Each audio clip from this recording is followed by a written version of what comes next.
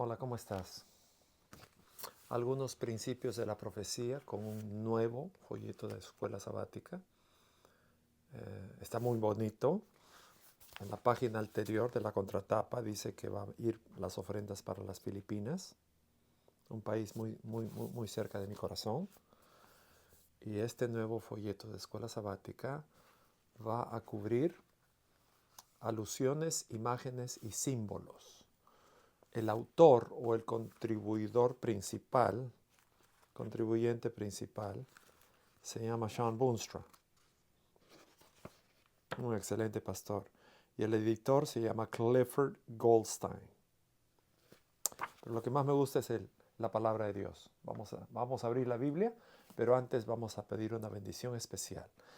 Querido Jesús, por favor, acompáñanos durante esta semana, el estudiar la palabra todas las noches, todos los días. No importa el momento, con tal que dediquemos 15 minutos para el estudio de la palabra de Dios. Bendice este desarrollo. Gracias porque mi hijo me ayuda, mi esposa también, mi familia está presente por Jesús. Amén. Jeremías 9:24 es el versículo de memoria.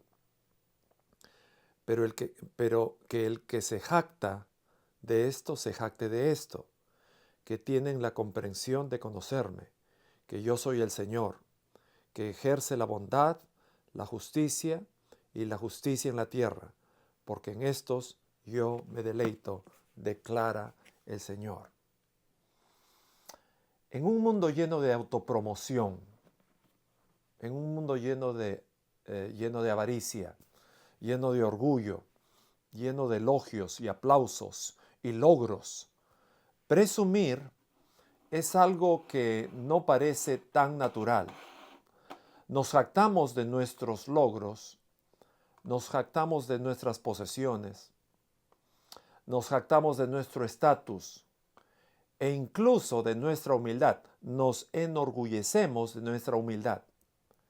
En Jeremías 9:24, el Señor habla a través del profeta para corregir el tipo de jactancia a la que la humanidad ha sido tan propensa a menudo. Dios hace una clara distinción a través del profeta entre la jactancia mundana y la jactancia que realmente lo honra. Este versículo sirve tanto como una reprimenda como una invitación a una comprensión más profunda de la naturaleza de Dios y nuestra relación con Él. Durante la primera, vamos a hablar ahora de símbolos y de la forma como utilizamos equivocadamente los símbolos. Durante la Primera Guerra del Golfo, 1991, un conocido escritor y orador protestante estaba convencido de que el libro de Apocalipsis había predicho este conflicto. Su argumento se basó en el hecho de que algunos de los helicópteros en la guerra se parecían a langostas, representadas en Apocalipsis 9. Y él decía, del humo del pozo, sin fondo, las langostas vinieron a la tierra, y ellas se les dio el poder como los escorpiones de la tierra tienen poder. Y él decía, se ha cumplido. Este es un símbolo. Los helicópteros, langostas. Las langostas, helicópteros. No es exactamente la mejor manera de interpretar la profecía bíblica. Sin embargo, interpretaciones como estas son bastante comunes. De hecho, a lo largo de las décadas, un flujo de libros, artículos, videos y ahora sitios web, todos dedicados a la profecía, han hecho muchas predicciones, incluida la ficción y la fijación de fechas sobre eventos finales, generalmente centrados en las guerras y en la agitación del Medio Oriente. Y, sorpresa de sorpresa, en todos los casos esas predicciones no se han hecho realidad. Como miembros de la Iglesia Adventista, debemos adoptar un enfoque diferente, un enfoque centrado en Cristo. El enfoque de la profecía ya no está en una sola ubicación geográfica del Medio Oriente o cualquier conflicto militar que se desarrolle allí. Vemos las profecías a través del lente de la gran controversia entre Jesús y Satanás. Una lucha espiritual mundial que culminará cuando el pueblo de Dios, el judío y el gentil, se enfrenten a la crisis final, que se centra en adorar al Creador en lugar de la bestia y su imagen. Domingo, marzo 30. Mateo 24:15. Así que cuando veas de pie en el lugar sagrado la abominación que causa desolación, de la que se habla a través del profeta Daniel, deja que el lector entienda, subraya, deja que el lector entienda. Esta es una llamada a aquellos que lean esta profecía para que consideren cuidadosamente su importancia. Jesús está instando a sus discípulos y a futuros lectores de este Evangelio a comprender la gravedad de lo que está diciendo. Este es un momento en el que se necesita discernimiento espiritual. El evento descrito será un punto crucial en la tierra. Jesús está cumpliendo y exponiéndose sobre las profecías de Daniel. Sin rendirse al Señor y sin un corazón abierto a aprender la verdad, aquellos que leen la Biblia probablemente se alejarán no solo perdiendo su mensaje, sino también malinterpretando el carácter amoroso y santo de Dios revelado en sus páginas. Esto podría ser más fácil de hacer de lo que muchos se dan cuenta, por lo que solo leer la Biblia, pero sin las herramientas adecuadas, y lo más importante, la actitud correcta, bajo el guía del Espíritu Santo, puede ser hiriente. Alguien no sabía que era piadoso, fue encontrado leyendo la Biblia. No muy piadoso. Cuando se le preguntó qué estaba haciendo, respondió: buscando lagunas, buscando errores. ¿Por qué es exactamente la actitud equivocada en leer la Biblia? Buscar lagunas, buscar errores. Por ejemplo, ¿quién es el anticristo? Un autor dice que el anticristo no es más que una metáfora. Está para el futuro. Una referencia a algo, un concepto. Alguien del imperio pagano romano. ¿Es la Biblia como un violín viejo? ¿Puedes tocar cualquier melodía que quieras en ese violín viejo? Lunes 31 de marzo. Dios quiere ser entendido. Me gusta este versículo. Salmo 139. Oh Señor, me has buscado y me has conocido. Conoces mi caída y mi levantamiento. Entiendes mi pensamiento a lo lejos. Compasas mi camino y mi mentira y conoces todos mis caminos. Porque no hay una palabra en mi lengua, perdón. Tú lo conoces por completo. Me has acosado detrás y antes, y has puesto tu mano sobre mí. Tal conocimiento es demasiado maravilloso para mí. Es alto, no puedo alcanzarlo. El salmista acá responde a la omnisciencia y a la omnipresencia de Dios con asombro. La comprensión de que Dios sabe todo sobre la vida del salmista, pasado, presente y futuro, es abrumadora. El conocimiento de Dios es tan grande y profundo que está más allá de la capacidad del salmista para comprender o alcanzar completamente. Esto habla del misterio y la majestuosidad de la naturaleza de Dios. Y Dios sabe todo sobre nosotros, nuestras acciones, nuestros pensamientos, nuestros deseos e incluso nuestras palabras antes de que digamos. Nada escapa a su conocimiento. Esto nos muestra que el conocimiento de Dios es perfecto y completo. Alguien ha dicho, entender a Dios es imposible. Tratar de entender a Dios es como poner todas las aguas de todos los ríos, de todos los manantiales, de todos los océanos, el Pacífico, el Índico, el Atlántico, en un vaso de agua. No se puede. Ese vaso de agua es la mente humana. Chiquitita, finita. Imposible entender a Dios. Muéstrame el gusano que entienda a un hombre muéstrame la lombriz que entienda un ser humano, y yo te mostraré al hombre que pueda entender a Dios. Eso es imposible. O lo aceptas por fe, o vives en forma desdichada. Cierra las puertas de la profecía.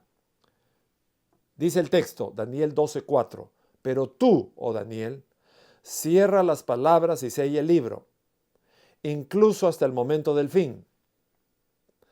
Muchos correrán de un lado a otro, y el conocimiento aumentará. ¿Qué conocimiento? Miren la orden, es una orden simbólica. Cierra, sella el libro hasta el momento del fin. Daniel recibe la orden de Dios para preservar el mensaje de la profecía, pero también retener la revelación completa. El sellado del pergamino significa que la comprensión de la profecía está sellada, oculta, hasta un momento posterior. Esto significa que ciertos aspectos del plan de salvación no deben ser revelados completamente, ciertos aspectos del plan profético de Dios no deben ser revelados completamente hasta el tiempo del fin. La ciencia aumentará, dice la Biblia. ¿Qué significa esta frase? La ciencia aumentará. Déjame darte una breve historia del transporte humano, solo como ejemplo. Hace 6,000 años, Adán, Eva. Por 4,000 años hasta Cristo, transporte en animales, en carruajes.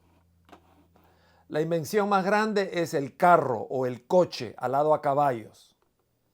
En Asia, en África, en Europa medieval, los caballos por 4,000 años eran el principal medio de transporte, tanto para las personas como para las mercancías. Por más un camello o una llama. Las personas más ricas usaban carruajes tirados por caballos, mientras que la mayoría de la gente caminaba. Estaba más sana. Los veleros fueron cruciales para el comercio a través de los océanos durante este periodo. Solo 150 años atrás, 1800 y feria, la revolución industrial. Potencia de vapor, primero el barco, el buque, la invención de la máquina de vapor a finales del siglo XVIII por James Watt.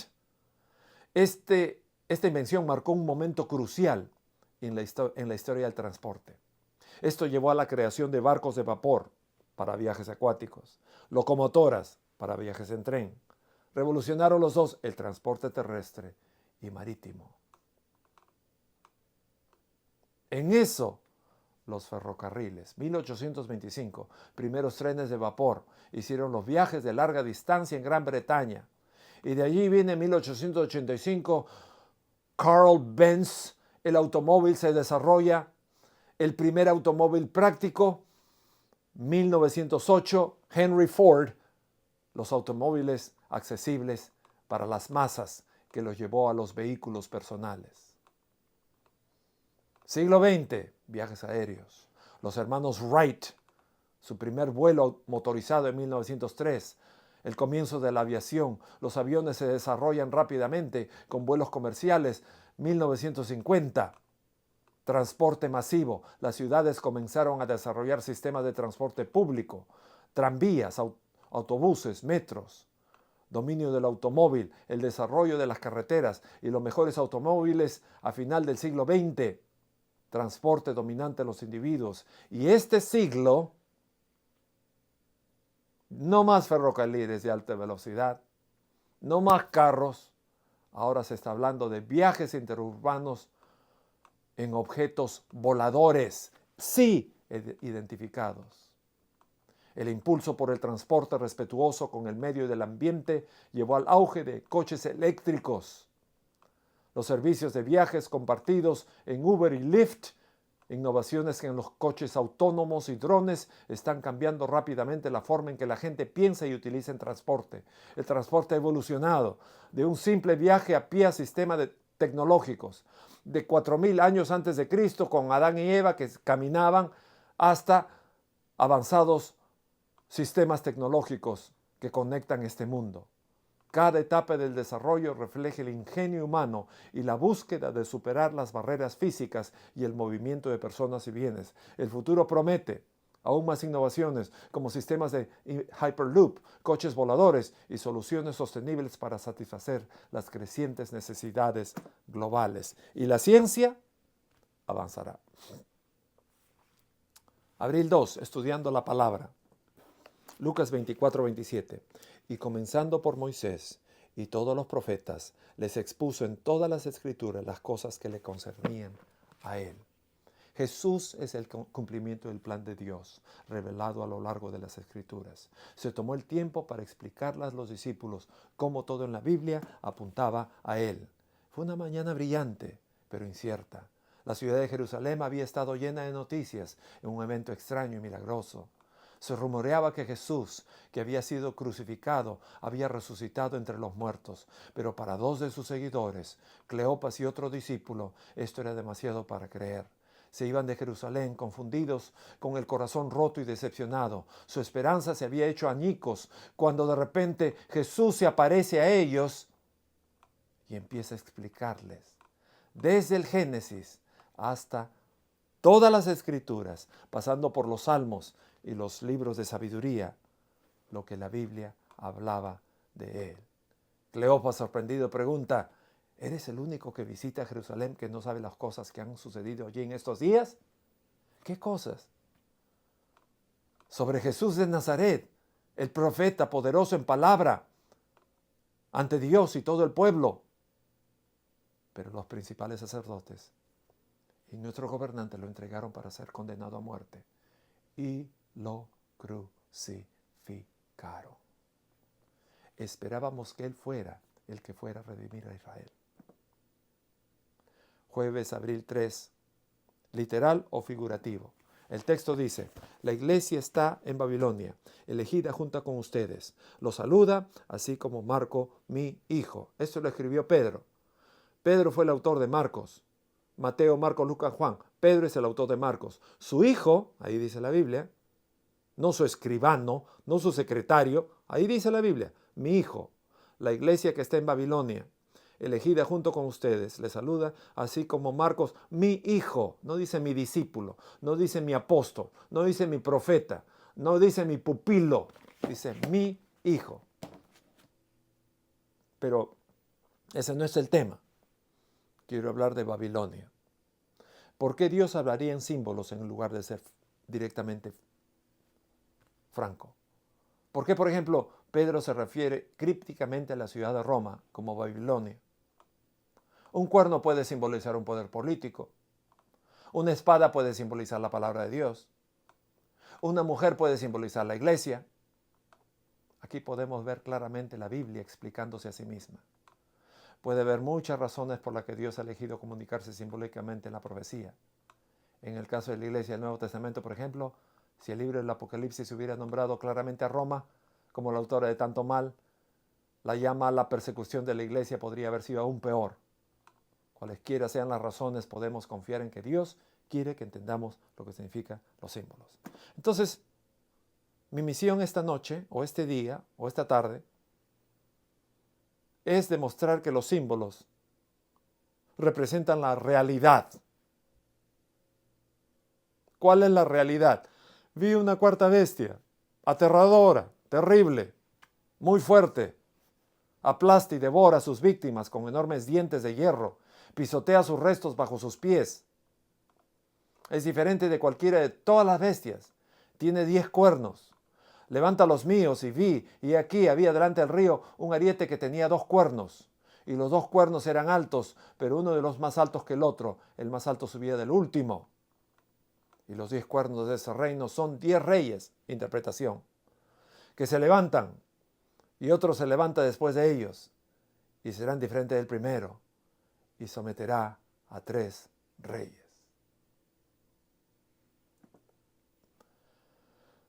Viernes. ¿Cuáles son las formas en que el estudio de la profecía puede aumentar tu gran medida tu fe? Simple. Nos llama a vivir con propósito. Cuando abrimos la profecía nos dice, hay un propósito para tu vida.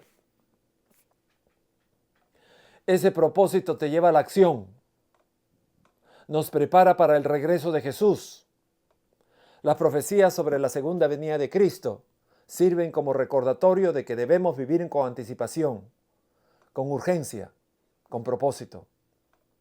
El estudio de la profecía puede motivarnos a vivir de una manera que refleje nuestra esperanza en el futuro reino de Dios, participando activamente en la misión y compartiendo el Evangelio.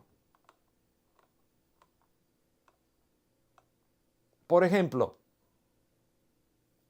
Tesalonicenses 4, sobre el regreso de Cristo, alienta a los creyentes a vivir con esperanza, con propósito y animarse unos a otros por la fe, sabiendo que el regreso de Cristo está cerca. Pregunta número 2. ¿Por qué debemos tener cuidado de probar todas las cosas y retener lo bueno? ¿Por qué debemos tener cuidado? Respondo, para evitar las influencias mundanas, para evitar la presión cultural. El mundo a menudo promueve valores e ideas que entran en conflicto con las enseñanzas cristianas. Si no estamos preocupados por probar, o si solamente queremos probar lo que encontramos, corremos el riesgo de aceptar ideas no bíblicas, simplemente porque son populares o ampliamente aceptadas por la sociedad. Tener cuidado de probar todas las cosas nos ayuda a evitar a conformarnos con los patrones de este mundo y en cambio a transformarnos renovando nuestras mentes a través de la palabra de Dios. Por ejemplo, el surgimiento del relativismo en la cultura moderna enseña que toda verdad es subjetiva. Los 10 mandamientos son subjetivos. Los cristianos deben probar esta idea contra las Escrituras. ¿El relativismo es bueno? No. Aquí hay 10 absolutos. Son los 10 mandamientos que enseñan que hay una verdad absoluta que se encuentra en la persona de Jesucristo. El rey Nabucodonosor de Babilonia tiene un sueño inquietante una noche muy helada. Lo deja inquieto, incapaz de dormir. En su sueño ve una gran estatua, hecha de diferentes materiales. Cabeza de oro, brazos de plata, muslos de bronce, piernas de hierro, dedos mezclados de arcilla o barro y hierro. Desesperado se levanta tratando de entender su significado, pero ninguno de los sabios o magos puede interpretarlo. Frustrado y enojado, para explicar el sueño, el rey ordena que todos los sabios de Babilonia fueran ejecutados. Daniel, un joven judío en el exilio, escucha sobre el decreto del rey y pide tiempo para buscar a Dios en oración. Sus amigos oran sinceramente y profundamente y fervorosamente toda la noche. Y Dios revela el significado del sueño a Dios en una visión. Al día siguiente, Daniel va al rey Nabucodonosor y le explica el sueño. Describe la estatua en detalle y luego revela la interpretación. Esa estatua representa a serie de reinos. Comienza por el propio imperio babilónico de Nabucodonosor, la cabeza de oro, seguido de sucesivos reinos simbolizados por plata, el bronce, el hierro, un reino dividido simbolizado por los pies de hierro y arcilla en Europa occidental. Daniel le dice al rey, estos reinos se levantarán y bajarán, pero en última instancia el reino eterno de Dios triunfará y perdurará para siempre. Y simbolizado por una piedra que golpea la estatua es la venida de Cristo. Nabucodonosor se asombra y se siente humilde por la sabiduría de Daniel. Reconoce que el Dios de Daniel es el Dios verdadero. En respuesta honra a Daniel y lo asciende en un alto puesto en su reino. Y es esta la moral del texto, que la fe inquebrantable de Daniel y la confianza y sabiduría de Dios frente al peligro nos muestran que, no importa cuán incierto o aterrador puede parecer el futuro, Dios tiene la respuesta. Confía en Él, No permitas que entre la duda. Él nos permite navegar incluso en las situaciones más desafiantes con confianza, porque Dios es bueno. Que Dios te bendiga y nos vemos la próxima semana.